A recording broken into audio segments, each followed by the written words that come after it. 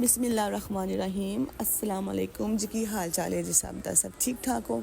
अच्छा जी, अज मैं बनाने लगी सां मसर चावल ਜਿਹੜੇ ਮੈਨੂੰ बहुत पसंद ने। ये मेरी मोस्ट फेवरेट डिश है मसर चावल। ਮੈਨੂੰ तो मसर नाल चावल बहुत चंगे लगते हैं, पर कई लोग होंगे जो मसर नाल रोटी ज़्यादा पसंद करते हैं, पर ਮੈਨੂੰ तो चावल ज़्यादा अच्छे लगते हैं मसर के नाल।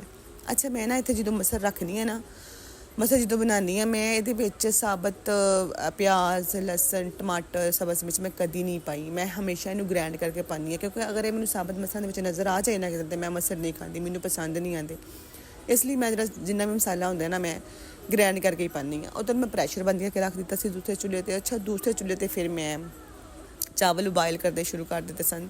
चावल भी माशाल्लाह उबाइल हो गए सन। फिर नाल मैं तड़का बनाना शुरू करता सी। तड़के दे विच मैं लसन प्याज जीरा ते मोटी लाल मिर्च ए मैं पाई सी तड़के दे विच। तो जी वेखो तुसीं माशाल्लाह सारे चावल भी उबाइल हो गए सन, तो ये मैं तड़का भी तैयार कर लिया सी। तो मेरा दिल पे करता सी फटाफट पक्के तो मैं बह के खावां। तो वेखो तुसीं हुण मैं माशाल्लाह तड़का लान लगी हाँ। तुसीं लुक वेख्या जे मसरां दी कि किन्ने टेस्टी मसर पके ने, किन्ने मजे दे। ये मैं पकाए ने, मैं तारीफ नहीं करती भी, वाकई मजे दे बने सन। ਇਹ ਤੁਸੀਂ ਵੇਖ ਰਹੇ ਹੋ ਨਾ ਮਾਸ਼ਾਅੱਲਾ ਕਿੰਨੀ ਪਿਆਰੀ ਲੁੱਕ ਆਈ ਹੈ।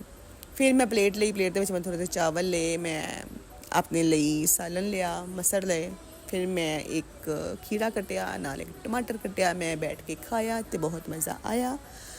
ਆਈ ਹੋਪ ਕਿ ਤੁਹਾਨੂੰ ਵੀ ਮੇਰੀ ਵੀਡੀਓ ਵੇਖ ਕੇ ਤੇ ਕੁਝ ਫੀਲ ਹੋਇਆ ਹੋਏਗਾ, ਤੁਹਾਨੂੰ ਮਜ਼ੇ ਤਾਂ ਲੱਗੇ ਹੋਣਗੇ। ਮੇਰੀ ਵੀਡੀਓ ਨੂੰ ਲਾਈਕ ਕਰਿਆ ਜੇ, ਚੈਨਲ ਨੂੰ ਸਬਸਕ੍ਰਾਈਬ ਕਰਿਆ ਜੇ, ਤੇ ਮੈਨੂੰ ਐਪਰੀਸ਼ੀਏਟ ਕਰੋ। ਆਪਣਾ ਬਹੁਤ ਸਾਰਾ ਖਿਆਲ ਰੱਖਿਏਗਾ ਜੀ। ਅੱਲਾ ਹਾਫਿਜ਼।